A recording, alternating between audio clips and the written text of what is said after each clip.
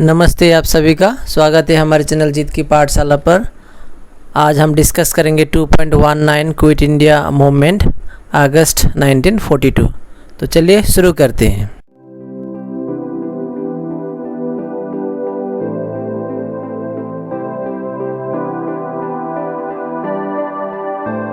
In September 1939 the second world war broke out, यानी कि सितंबर 1939 में क्या हुआ, सेकेंड वर्ल्ड वॉर जो था वो स्टार्ट हुआ। M.K. Gandhi and Jawaharlal Nehru both were strongly critical of Hitler and the Nazis. और महात्मा गांधी जी और पंडित नेहरू जी दोनों ही हिटलर के खिलाफ थे और हिटलर के जो पार्टी थी उसके खिलाफ थे। यानी कि महात्मा गांधी जी और नेहरू जी हिटलर का सपोर्ट करना नहीं चाहते थे। Therefore, they promised the British to provide the support of the Congress to their war efforts.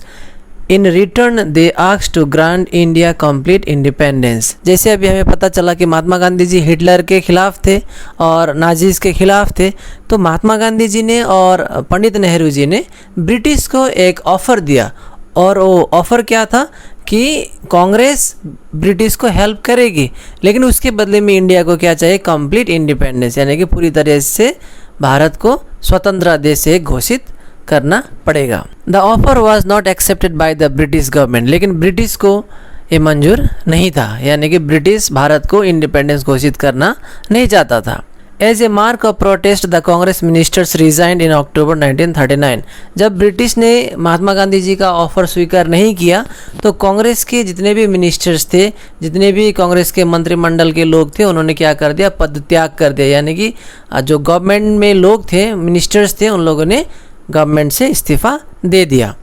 Between 1940 and 41, the Congress organized a series of individual सत्याग्रहs to put pressure on the government। तो 1940 से लेके 1941 तक कांग्रेस के अलग अलग लोगों ने क्या किया, इंडिविजुअल सत्याग्रह स्टार्ट किया ब्रिटिश गवर्नमेंट को प्रेशर देने के लिए। यानी कि पहले क्या था, सत्याग्रह ग्रुप बना के किया करते थे, लेकिन इस दौरान क्या हुआ, इंडिविजुअल सत्याग्रह हुआ। यानी कि पहले तो क्या करेंगे, एक ही साथ ग्रुप में सत्याग्रह स्टार्ट करेंगे, लेकिन उस ग्रुप में अगर ब्रिटिश ने या फिर ब्रिटिश गवर्नमेंट ने, ब्रिटिश पुलिस ने अगर किसी को पकड़ लिया या फिर कोई उस दौरान अगर कोई एक भी इंसान अगर छूट जाता है तो क्या करेगा, दूसरी जगह जाके फिर से ब्रिटिश के खिलाफ आंदोलन शुरू करेगा। उसको ही इंडिविजुअल सत्याग्रह कहा जाता था। तो 1940 से लेके 41 के बीच में ऐसे बहुत सारे इंडिविजुअल सत्याग्रह देखने को मिली। At this time Britain had all party government. और उस समय ब्रिटेन में क्या था, एक मिली जुली सरकार थी, यानी कि किसी भी एक पार्टिकुलर पार्टी को मेजोरिटी नहीं मिला तो अलग अलग पार्टी क्या हुए, कंबाइन होकर गवर्नमेंट बनाए, यानी कि कोalition गवर्नमेंट थी उस समय। Whose labour members were sympathetic to the demands of the Indians.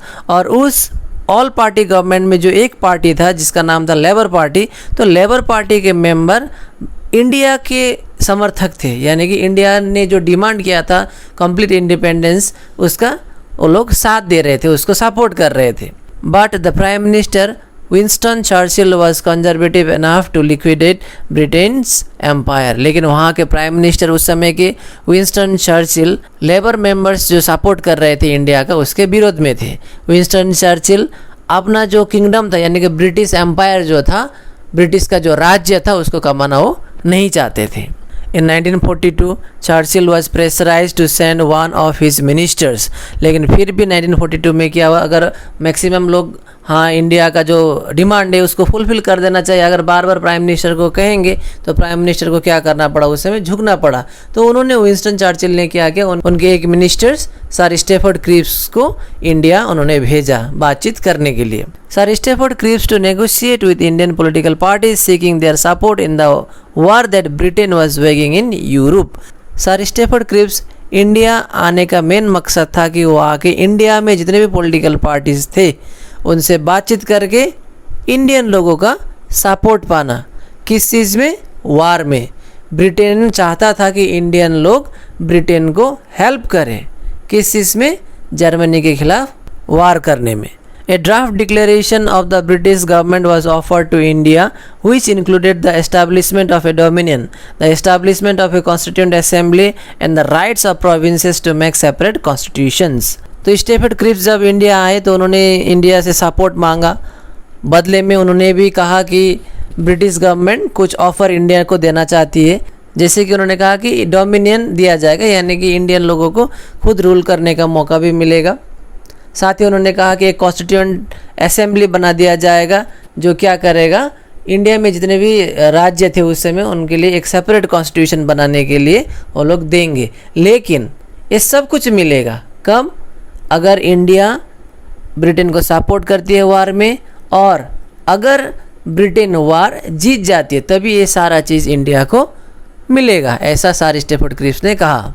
However, the Cripps mission failed and Gandhi decided to launch his third major movement against the British.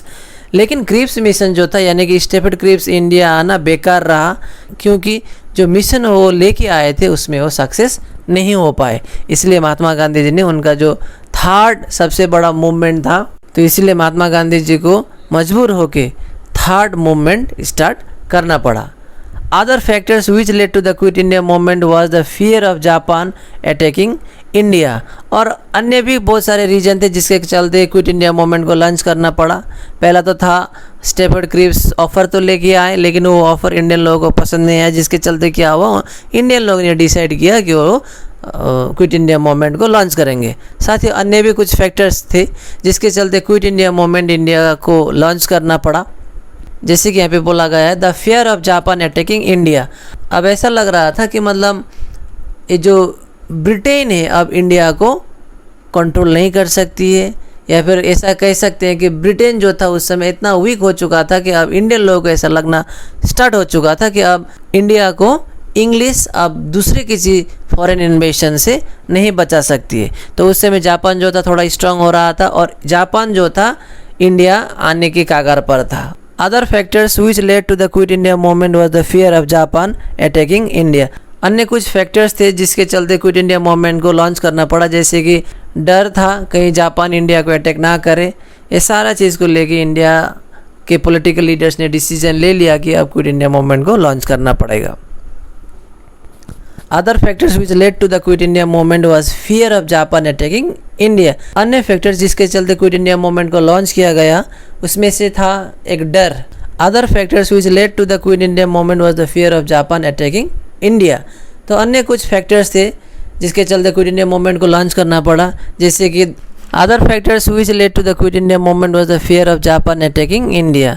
अन्य factor जिसके चलते quit India movement को launch करना पड़ा था, अन्य factors other factors which led to the Quit India movement was the fear of Japan attacking India। अन्य factors जिसके चलते क्विट इंडिया मूवमेंट को लॉन्च करना पड़ा। अंत में ये बताया गया है कि इंडियन लोगों को एहसास होना कि अब ब्रिटिश हमारे देश यानी कि भारत को नहीं बचा पाएगी, इसलिए अब इन लोगों को यहाँ से भगाना जरूरी था। इसलिए महात्मा गांधी जी और उनके सहयोगी ने डिसीजन ले लिया कि अब क्विट इंडिया मूवमेंट को स्टार्ट करना जरूरी है। इसलिए महात्मा गांधी जी ने सोचा कि अब ये सबसे बड़ा हथियार थर्ड मूवमेंट जो कहा गया है यहाँ पे क्विट इंडिया मूवमेंट को लॉन्च करना। Accordingly, in August 1942, Gandhi launched the Quit India movement, also known as the August movement, on the basis of the resolution passed on 8th August 1942 in Bombay by the All Congress Committee, declaring its demand for an immediate end of the British rule। तो इसी के चलते कांग्रेस ने 8 अगस्त 1942 बॉम्बे में resolution पास किया कि अब कांग्रेस का मूल मकसद होगा immediate end of the British rule, यानी कि जितना जल्दी हो सके ब्रिटिश रूल को इंडिया से अंत करना। तो इसी के साथ हम कह सकते हैं कि यहाँ क्विट इंडिया मूवमेंट जो है वो लॉन्च हुआ अगस्त 1942 को। The nation was inspired by the Gandhiji's slogan of do और डाई, करो या मरो। महात्मा गांधी जी ने इसी क्विट इंडिया मूवमेंट के दौरान एक फेमस स्लोगन दिया और वो स्लोगन था डू और डाई, इसका मतलब है करो या मरो।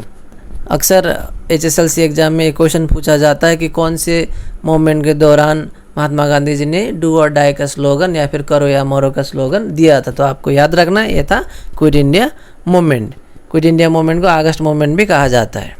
Immediately the Congress was banned and Gandhi and most of the Congress leaders were swiftly arrested। जैसे ही महात्मा गांधी जी ने आंदोलन का ऐलान कर दिया और उन्होंने स्लोगन डू और डाई का दे दिया, तो ब्रिटिश गवर्नमेंट ने क्या किया, तुरंत ही गांधी जी के साथ साथ और भी कांग्रेस लीडर को अरेस्ट करके जेल में डाल दिया। most of whom had to spend the next 3 years in jail until World War II ended, और जिसमें से मैक्सिमम लोगों को 3 साल तक के लिए जेल पे रुकना पड़ा जब तक वर्ल्ड वॉर 2 खत्म ना हुआ हो। The people however were unstoppable, भले ही महात्मा गांधी जी और उनके साथ बाकी कांग्रेस के नेता जो मशहूर थे उस समय जेल में थे, लेकिन बाहर जितने भी लोग थे वो लोग शांत नहीं थे। There were hartals and demonstration all over the country, और उनके प्रोटेस्ट में, अरेस्ट के प्रोटेस्ट में क्या हुआ, बाहर में बहुत सारे हड़ताल्स, डेमोन्स्ट्रेशन, प्रोटेस्ट वगैरह पूरा देश में देखने को मिला। The people attacked all symbols of the British government such as railway stations, law courts and police station, और इंडियन लोगों ने क्या किया, ब्रिटिश के जितने भी गवर्नमेंट इंस्टीट्यूशन थे उस समय, जैसे कि रेलवे स्टेशन हुए, कोर्ट्स हुए या फिर पुलिस स्टेशन हुए, यहाँ पे जाके तोड़फोड़ करना स्टार्ट कर दिया। Railway lines were damaged and telegraph lines were cut, और इंडियन लोगों ने क्या किया, रेलवे लाइन्स को उखाड़ के फेंक दिया, टेलीग्राफ लाइन्स जो थी उसको काट दिया, तो सारा संपर्क का जो साधन था उन लोगों को नुकसान पहुंचाया उस समय। In some places people even set up their independent government, और कहीं कहीं पे तो क्या हुआ, इंडियन लोगों ने खुद ही अपना अपना सरकार बनाना स्टार्ट कर दिया, हालांकि देश आज़ाद नहीं हुआ था। The movement was most wide spread in Uttar Pradesh, Bihar, Bengal, Bombay, Orissa and Andhra Pradesh. तो यहाँ कुछ जगहों के नाम बताए गए जहाँ पे सबसे ज़्यादा क्विट इंडिया मूवमेंट का असर देखने को मिला, जिसमें Uttar Pradesh, Bihar, Bengal, Bombay, Orissa and Andhra Pradesh. Places such as Balia, Tamluk, Satara, Dharwar, Balasore and Talcher were freed from British rule and the people there formed their own government। यहाँ पे कुछ जगहों के नाम दिए गए हैं जैसे कि बलिया, तामलुक, सतरा, धारवाड़, बालासोर एंड तालचेरी। ये सारे जगह उस समय ब्रिटिश के अंडर में थे, लेकिन क्विट इंडिया मूवमेंट के दौरान इंडियन लोगों ने इन जगहों पे अटैक करके ब्रिटिश के हाथों से इनको छुड़ा लिया और अपना अपना गवर्नमेंट उन लोगों ने बनाना स्टार्ट कर दिया यहाँ पे। Though the movement was short-lived, it demonstrated the depth that nationalist feeling had reached in the country and the great capacity for struggle and sacrifice that the people had developed। भले ही ये movement कम समय के लिए चला, लेकिन इस movement के दौरान ये देखा गया कि मैक्सिमम लोगों में देशभक्ति जग चुका था और उनके पास देश को आज़ाद कराने का जो कैपेबिलिटी था वो डेवलप हो चुका था। यानी कि अब इंडियन लोग अपना देश को आज़ाद करने के लिए अपना लाइफ जो था सेक्रीफाइस करने के लिए तैयार हो चुके थे। The movement marked a new high in terms of participation of the masses in the nationalist struggle for freedom। तो एक ऐसा मूवमेंट बना क्विट इंडिया मूवमेंट जिसमें बाकी मूवमेंट से सबसे ज़्यादा लोगों ने इसमें हिस्सा लिया अपना देश के लिए। Students, women, peasants and workers played important role, और इस मूवमेंट में स्टूडेंट्स ने, वीमेन ने, पीजेंट्स ने, वर्कर सभी लोगों ने इस मूवमेंट में हिस्सा लिया।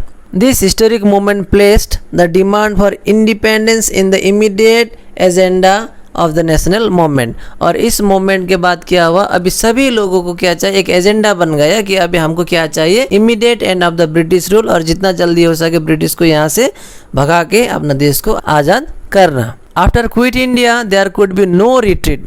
क्विट इंडिया मूवमेंट के बाद में इंडियन लोगों ने कभी ये नहीं सोचा कि अब हम लोग पीछे मुड़ के देखेंगे, यानी कि अब आज़ादी लेके ही हम लोग रुकेंगे। Independence was no longer a matter of bargain for any future negotiation with the British government could only be on the manner of transfer of power. इस मूवमेंट के दौरान कांग्रेस ने और बाकी इंडियन लोगों ने डिसीजन लिया कि हम ब्रिटिश से सिर्फ ट्रांसफ़र ऑफ पावर को लेके ही बातचीत करेंगे, इसके अलावा किसी भी टॉपिक में डिस्कशन करने के लिए हम लोग ब्रिटिश के साथ एक ही जगह नहीं बैठ सकते। यानी कि अगर ब्रिटिश बुलाएं कि आओ आज से हम लोग अब तुम्हारे देश को इंडिपेंडेंट कर रहे हैं और सारा पावर ट्रांसफ़र कर रहे हैं, तभी इंडियन लोग जाके बात करेंगे।